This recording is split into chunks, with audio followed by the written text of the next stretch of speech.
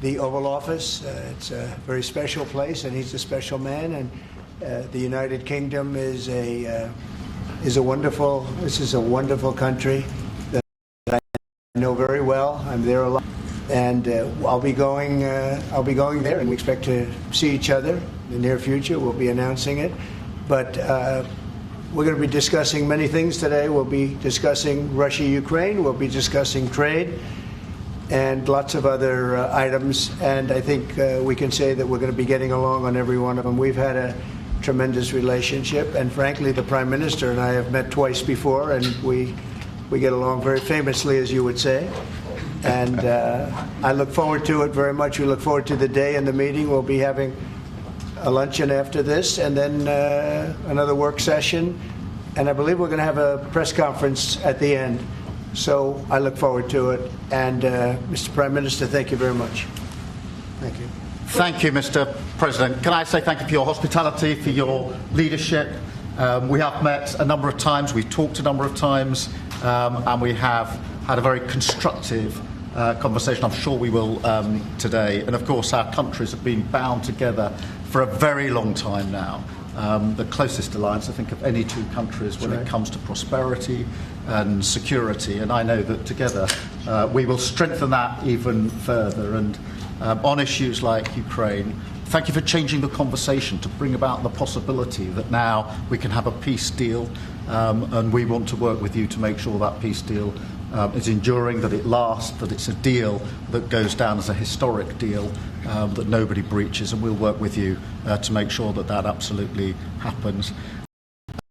And it is my pleasure to bring from His Majesty the King a letter. He sends his best wishes and his regards, of course, but he also asked me to bear this letter and bring it to you. So can I present the letter from the King to you? Thank you very much. Am I supposed to read it right now? Yeah, please do. I will do. I've got to tell him what your reaction is, so I need to know. He is a great gentleman. A great, great gentleman.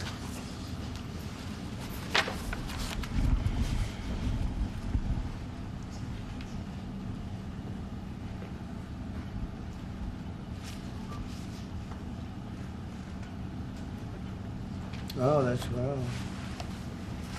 Well, that is really nice. I must make sure his signature's on that.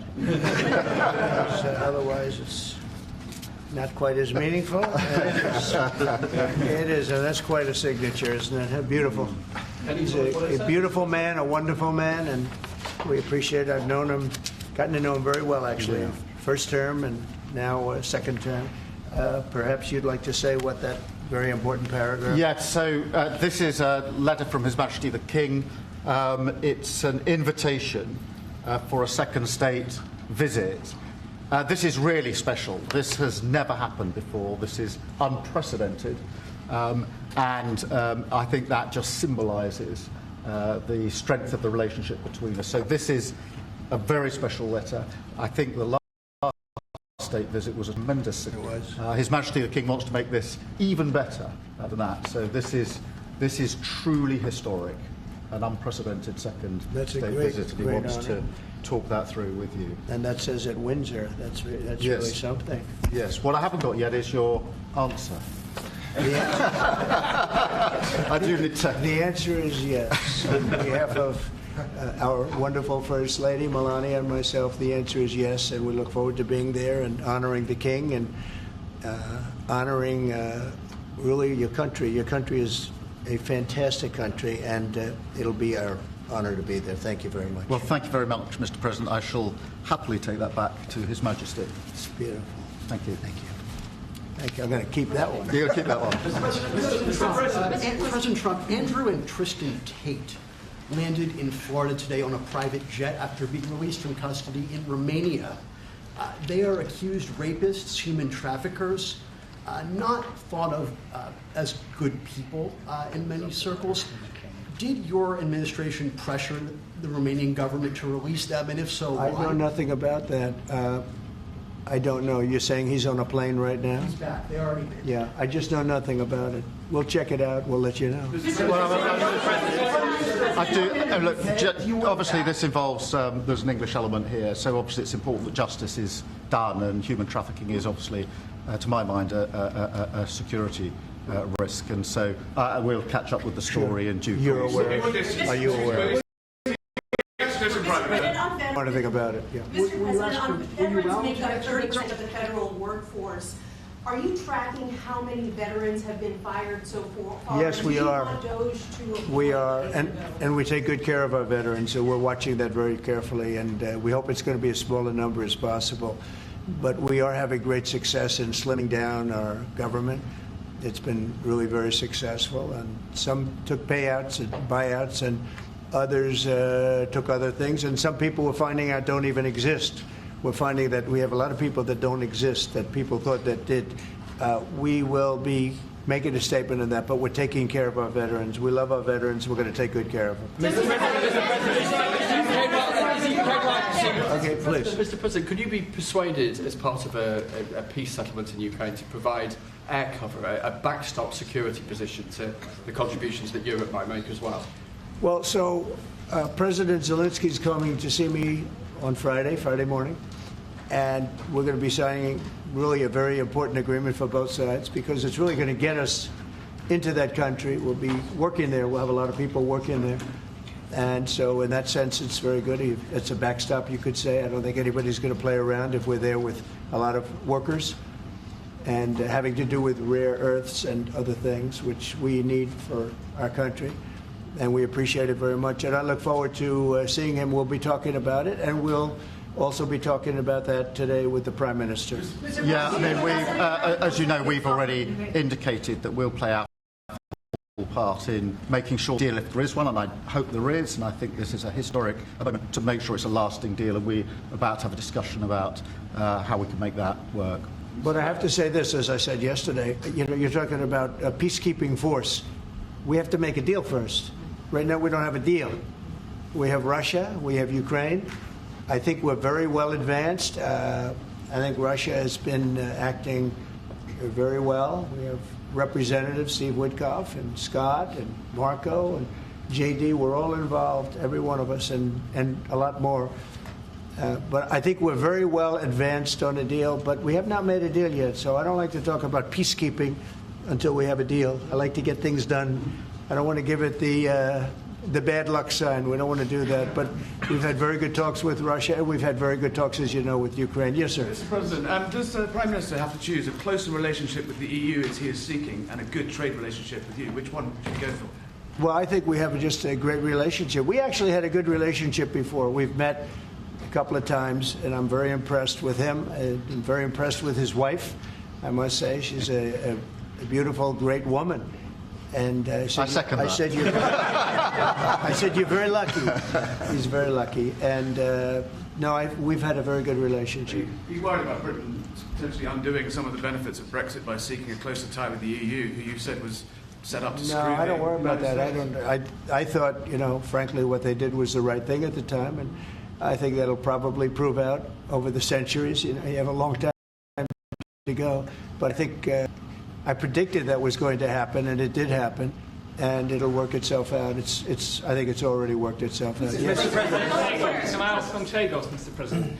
Keir Starmer has signed a deal to give away the Chagos Islands to Mauritius. Will you approve that deal? Well, we're going to have some discussions about that very soon, and I have a feeling it's going to work out very well. They're talking about a very long-term, powerful lease, a very strong lease, about 140 years, actually. That's a long time. And I think we'll be inclined to go along with your country. Yeah, I think it's sounding. It's a little bit early. We have to be given the details, but it doesn't sound bad. Yeah, please. Mr. President, you obviously can do business with our Prime Minister Keir Starmer. You said yesterday that the EU was constructed to screw the US when it comes to trade.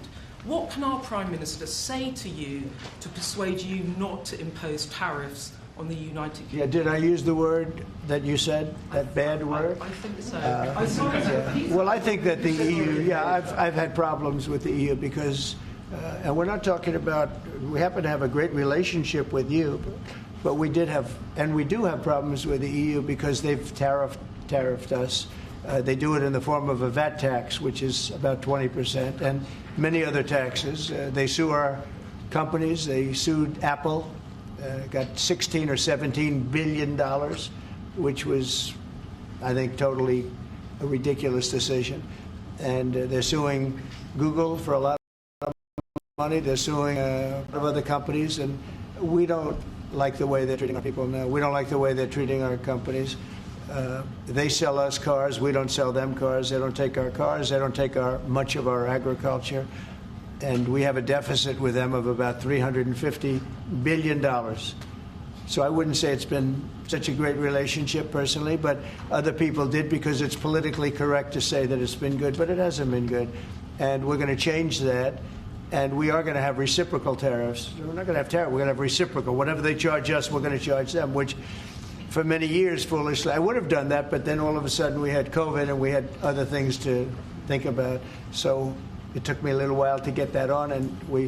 But we had, in my first 4 years, we had the greatest economy in the history of, I think, the world, but certainly in the history of our country. I think we're going to have that again. But the EU was very, very tough on us from the standpoint of trade. Then you could take it a step further and go into NATO, and that was a very tough situation for us. I mean, that's been a very tough situation because we were paying a disproportionate share, and it wasn't good. So, as you know, they paid hundreds of billions of dollars after I got involved, and they evened it out a little bit, but not very much. And then if you look at the war, we're in for $300 billion plus, and they're in for $100 billion. They get their money back, and now we'll get our money back also. But under Biden, you wouldn't have done that. Biden did a terrible job, I have to say. I hate to say that about somebody sat here just before me, but he did a terrible, terrible job. That war should have never happened, the war between Russia and Ukraine. Frankly, October 7th should have never happened. Israel, that should have never happened. What happened there should have never. Inflation should have never happened. Afghanistan should have never happened. The way they got out, not getting out, but the way they got out. So, but I can say that as far as we're here for a different reason, we're talking about a very different place, and this is some place that I have investments there.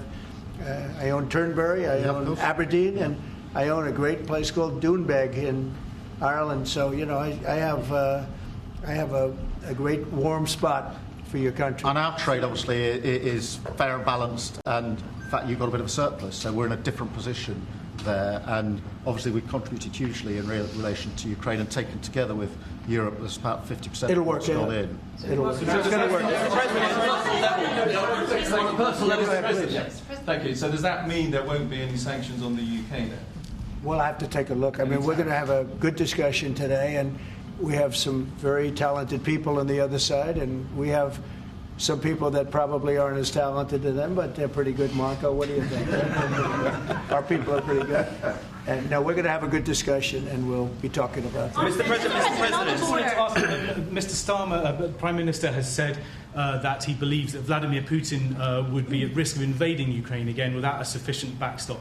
Do you think that Vladimir Putin would be likely to invade again in the event of a peace deal? I don't think so. I think when we have it, it's going to be.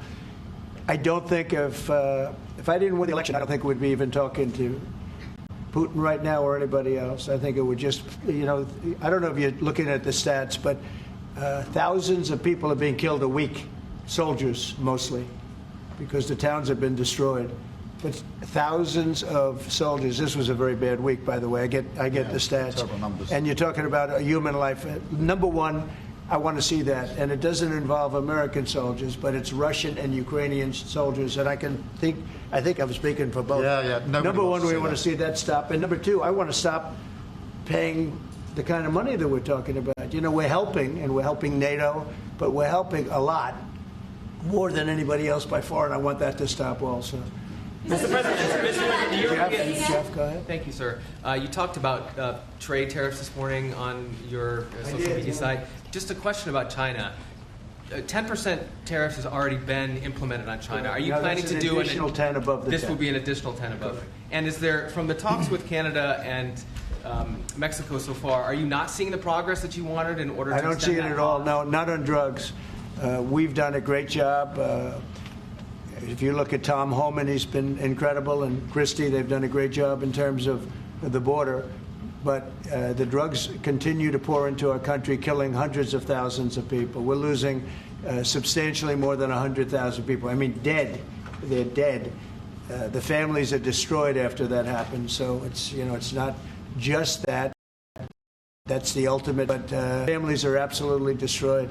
The drugs come in through Mexico. They come, a lot of them, not all of them, but a lot of them come from China. And that's why we did that. It's 10 plus 10.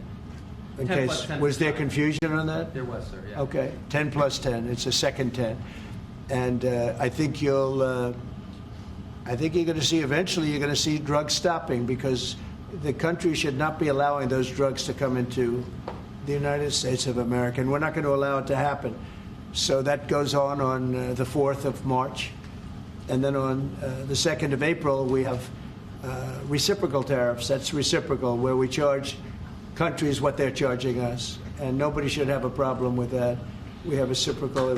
It's reciprocity. It's something that I think everybody I've spoken to said that's fair, and it is. If somebody charges us 25%, we charge them 25. If somebody charges us 10 or 15 or 30 or 70, we charge them an exact like amount. And it's pretty simple, but it's reciprocal tariffs, because the United States has been taken advantage of by many, many different countries, including our friends, friend and foe. And in many cases, our friends took bigger advantage of. When you talk about the EU, we're talking about the EU. The EU has been really very bad to us in terms of trade. And I'm a different kind of a president. I can't let that happen. Thank you. Yeah, please, ma'am, go ahead. Mr. President, what would you be willing to do if Vladimir Putin did not stick to the terms of any deal on Ukraine? If he not what? If he did not stick to the terms of any deal on Ukraine, because he has a history of not sticking to his word when it comes to international agreements. I think he'll keep his word. I think I've spoken to him. I've known him for a long time now. I've known him. We had to go through the Russian hoax together. That was not a good thing. It's not fair. That was a rigged deal, and had nothing to do with Russia. It was a rigged deal with inside the country, and they had to put up with that too. They put up with a lot. It wasn't just us. They had to put up with it, with a phony story that was made up. I've known him for a long time now, and I think he will. I don't believe he's going to violate his word. I don't think he'll be back when we make a deal. I think the deal's going to hold. Now, they're going to have security. You're going to have security. Yep. You're going to have soldiers. I know France wants to be there. The president has said he wants to have soldiers there. I don't think we're going to even be necessary, but I don't think there'll be any problem with keeping the deal with the security. We're going to discuss that. You want to say something? No, I was just going to say, I mean, the deal, if we get it, is going to be hugely important. I don't think it would have happened if the space hadn't been created for it by yourself. But if there's a deal in, we've got to make sure it's a deal that lasts, that is not temporary, that lasts, and that's why we need to make sure that it's secure, and we've lent in and said we'll play our part, and we've talked and we will talk about how we work with yourself, Mr. President, to ensure that this deal is something which is not violated, because it's very important that if there is a deal, we keep it. And that will be, and I think I can say that will be the easy part. That's the part we look forward to, because putting security there, that's the part we look forward to. That's easy. The difficult part is getting the deal made. So, but I think we've come a long way. Did you have something? Yeah, on a personal level. He's got such a nice face. Oh. He's smiling. But watch, he'll ask a total killer question. Those are the I've known ones, him a long time. they're the ones that get you. No, he looks like a nice On a guy. personal level, Mr. President, what do you get on most? What's your common ground with Sir Keir Starmer? Because you're both from different political backgrounds. It's true. I think I can say this because we've known each other now really for a little while. This is not our first meeting, as you know. He loves his country, and so do I. That's our common theme. He loves his country, and I love our country. And we also have two countries that have gotten along for the longest period of time. Right? Number one ally on each side. And we have good. France and Australia, we have a lot of good ones. But we've had a long-time relationship, a long time, hundreds of years. And we like each other, frankly, and we like each other's country, and we love our country. And I think that's our common thread. Okay? Mr. President, the Europeans... Yeah, please. On tariffs, you just said with China... Who are you with? I'm with The Independent. Oh, that's good. It's on tariffs. You just said with China... Thank you. We charge them. We charge them as in we charge China, but the tariffs are paid eventually by American importers and consumers. No, they're not. No, I think they're paid for by the country. But, you know, look, we can get into that. I put a lot of tariffs on in my first term, and we made tremendous amounts of progress because of tariffs.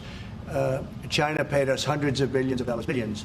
We never had because they took advantage. And President Xi's a friend of mine, but he knows better than anybody he took advantage of our country. He took advantage of presidents that didn't know what they were doing. And they expect them. They actually expect them. The smart countries expect them from me because they know me and they know our country. But they got away with murder for decades, and we just can't let that happen anymore. Behind you, please. That's very kind, Mr. President. It sounds as though one of you completely trusts President Putin and one who doesn't trust him an inch. Have I got that right? And why do you trust him? Look, you know, it's trust and verify. Let's call it that. And I think we both can be that way. You have to verify because you never know what's going to happen. I know a lot of people that you would say no chance that they would ever deceive you, and they're the worst people in the world. I know others that you would guarantee they would deceive you, and you know what? They're 100% honorable. So you never know what you're getting. No, I have confidence that if we make a deal, it's going to hold. Mr. President, on fentanyl, Mr. President, less than 1% of all fentanyl that comes into the U.S. is apprehended at the Canadian border. So why use fentanyl as a reason because they should be apprehending much more. They're only apprehending 1%. You're right about that. It's a little more than that. But they should be apprehending much more because a lot comes through Canada. And as Mexico gets stronger in terms of the border, it goes up to Canada. And a lot of drugs are coming in through Canada. We can't have that. Mr. President, please, in the back.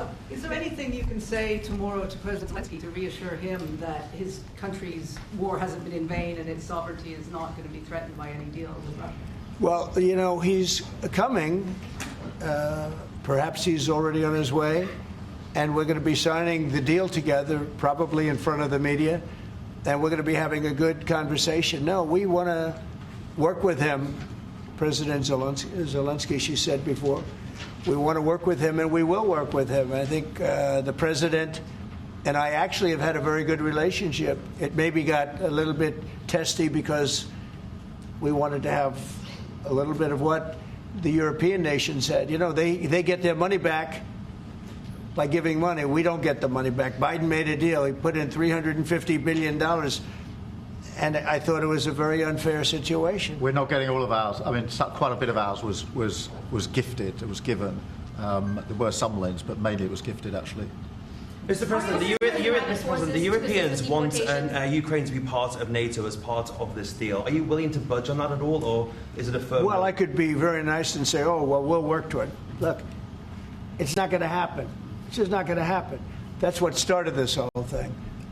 Biden said that, and all of a sudden the guns started. That was one of the primary reasons this started. And this was long before President Putin. They never said it was an impossibility. So we can say, oh, gee, well, we'll try. But that's something that's just not going to happen. And then the other question you ask is land. Will you get your land back? Well, they've fought long and hard on the land, and you and I will be discussing that. And we're going to certainly try and get as much as we can back. But on the NATO, it's just not, that's not going to happen. Yeah, please. Mr. President, you talked about having common ground with Keir Starmer, but there are things you disagree on as well. You described Zelensky as a dictator. He describes President Putin as a dictator. Do you see that as a problem? The relationship between President Zelensky and President Putin is not a good one. You've noticed, right? It's not a good one. It's not a good relationship. And we're going to have to try and work something out. Sometimes that happens. I get along with both.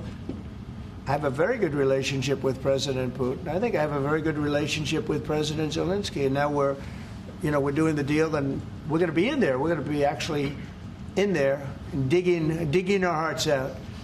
And hopefully, we need the rare earth, and we have some here, but we don't have enough. Our economy is very strong, and We need a lot of things that, in some cases, we don't have here. So I think we're going to have a very good relationship, but the relationship between them is not the best. Mr. President, do you still think that Mr. Zelensky is a dictator? Did I say that? I can't believe I said that. Next question. Sir, will you be discussing AUKUS, sir? Yeah, please, go ahead. Yeah, sir. George Parker from the Financial Times. Can you see any situation where US forces could be deployed as a backstop in a peacekeeping operation in direct conflict with Russian forces? Well, there is a backstop thing. First you can have European countries because they're right there. We're very far away. We have an ocean between us. But we want to make sure it works. So I don't know when you say backstop, you mean a backstop psychologically or militarily or what? But we are a backstop because we'll be over there. We'll be working in the country. We're going to be, that's a great thing economically for them because, when you talk about economic development, we're going to have a lot of people over there. So we'll be working in the country. So I just don't think you're going to have a problem. I think when we have an agreement, you can say whatever you want about security, who's going to do it, and that's going to be a very pleasant conversation. The hard conversation is, will we have an agreement? And I think the answer is yes. I think Russia will agree, and I think that I really believe Ukraine will agree also. So will you discuss AUKUS as well? Just to follow up on that, if British troops are in Ukraine keeping the peace and get attacked by Russia, will you come to their aid? If the British people are in Ukraine and they get attacked, if British soldiers in Ukraine. I've always found about the British, they don't need much help. They can take care of themselves very well. You know what? No, it sounds like it's evasive, but it's not evasive. The British have been incredible soldiers, incredible military, and they can take care of themselves. But if they need help, I'll always be with the British, okay? I'll always be with them. But they don't need help. You look at their career. You have done very well over the years, haven't you? We have. I'm very proud of our country. And but we've also always been backing each other up between our two countries. That is why this is the greatest for prosperity and security I think the world has ever seen. Whenever necessary, we've absolutely backed each other up, and that's at the Could you take on Russia by yourselves? Well... All right, one or two more. Yes, ma'am? In his remarks at the Munich Security Conference, Vice President Vance condemned free speech violations in the UK, particularly. Could you respond? What is your message? I have an idea. We have the man right here. Come on. Let's go, JD. We're putting you on stage. Great. Look, I said what I said, which is that we do have, of course, a special relationship with our friends in the UK and also with some of our European allies. But we also know that there have been infringements on free speech that actually affect not just the British. Of course, what the British do in their own country is up to them, but also affect American technology companies and, by extension, American citizens. So that is something that we'll talk about today at lunch. We've had free speech for a very, very long time in the United Kingdom, and it will last for a very, very long time. Well, no, I mean, certainly we wouldn't want to reach across US citizens, and we don't, and that's absolutely right. But in relation to free speech in the UK, I'm very proud of our history there. Will you discuss AUKUS, sir? Will you be discussing AUKUS with the Australians and the Brits? Will you be discussing AUKUS with the Prime Minister, sir? What does that mean? AUKUS, the Australia-US Defence Alliance. Yeah, well, we'll be discussing that. We've had another great relationship, and you have too, with Australia. Yeah. We've had a very good relationship with Australia. Please. Mr. President, while we have the Vice President here, are you both disappointed that the AfD didn't come for German elections, given your previous support for them? No, whatever happens with Germany, look, the relationship has been very strong with Germany, but we'll have to see what happens. They have a lot of things going on right now. We'll have to see. No, I'm not disappointed about anything. If anything, you would say that the group that we would be most opposed to lost, but we got along with them also. We have a very good relationship with all groups in Germany. Former Blackwater CEO Eric Prince was on our channel News Nation. He was talking about his proposal to use private forces to assist in deportations. Have you read that proposal, and do you support it? No, I haven't seen it. I don't think it's necessary. Our people are doing a phenomenal job. I wouldn't be opposed to it necessarily, but I'd go to our military people, and I'd go to Tom Homan and Christie. I'd go to the various and ask. But I don't see it as being. We're doing unbelievably in getting people out, getting criminals out, people that should have never been here that the Biden administration, with their stupid open borders, should have never allowed. They came in from prisons and jails and mental institutions, and gang members and drug dealers coming into our country like this. We're getting them out, and we're doing really well. I mean, the level of effectiveness has been incredible. Everybody's talking about it. How about one more? Mr. President, Well, no, you've asked. Mr. President, one on the Middle East. Go ahead. You look so nice. Here we go. Here's the kill. Mr. President, are there areas specifically of Ukraine that you're talking about in giving back, specifically Crimea? Have you gotten to those details yet? Well, you mean the areas that were taken? Yeah. There are a lot of areas that were taken. Yeah, we've talked about it. A lot of the sea line has been taken. And we'll be talking about that. And we're going to see if we can get it back, or get a lot of it back for Ukraine, if that's possible. We'll be seeing about that. Okay? Thank you very much, everybody. Thank you, Chris. Thank you very much. Chris. Appreciate it. We're headed out. Thank you. Thanks, guys.